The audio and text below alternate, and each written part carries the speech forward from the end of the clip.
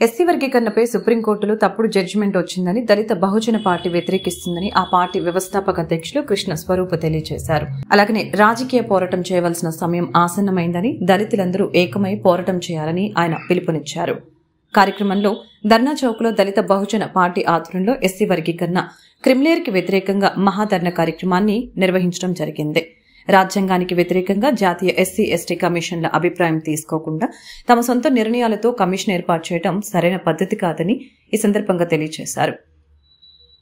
Telugu Desam party, BJP, NDA మరి Janasena party కలిసిన NDA ప్రభుత్వం తీసుకొచ్చిన ఎస్సీ వర్గీకరణ క్రిమిలేయర్ కి వ్యతిరేకంగా ఈ రాష్ట్రంలో దళిత జాతులు పోరాటం చేయాలని, అదేవిధంగా ఏకసభ్య కమిషన్ ఏదైతే వర్గీకరణ చేయాలని రాష్ట్ర ప్రభుత్వం ఒక రిటైర్డ్ ఐఏఎస్ ఆఫీసర్ చేత రాజీవ్ రంజన్ మిశ్రా ఏకసభ్య కమిషన్ వేసిందో దాన్ని రద్దు చేయాలని ఈ రాష్ట్ర ప్రభుత్వాన్ని డిమాండ్ చేస్తూ మరి రాష్ట్ర వ్యాప్తంగా ఇప్పటికే అనేకమైన దళిత కులాలు, మాల సంఘాలు పెద్ద ఎత్తున వర్గీకరణ వ్యతిరేకంగా పోరాటం చేస్తున్నాం. ఆ పోరాటంలో భాగంగానే ఈరోజు ధర్నా చౌక్ లో, విజయవాడలోని ధర్నా చౌక్ లో ఈ ధర్నా కార్యక్రమాన్ని నిర్వహించడం జరుగుతుంది.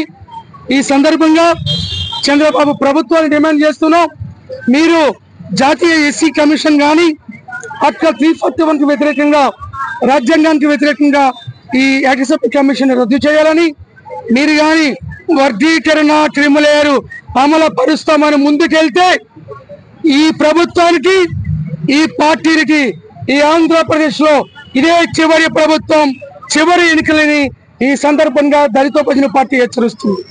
కాబట్టి మెజార్టీ ప్రజల యొక్క అభిప్రాయాన్ని గౌరవించి దళితుల వర్గీకరణ క్రిమిలేయర్ అమలుపరచడం మానుకోవాలని, దళిత జాతులకు బహిరంగ క్షమాపణ చెప్పాలని ఈ సందర్భంగా ఎన్డీఏ ప్రభుత్వాన్ని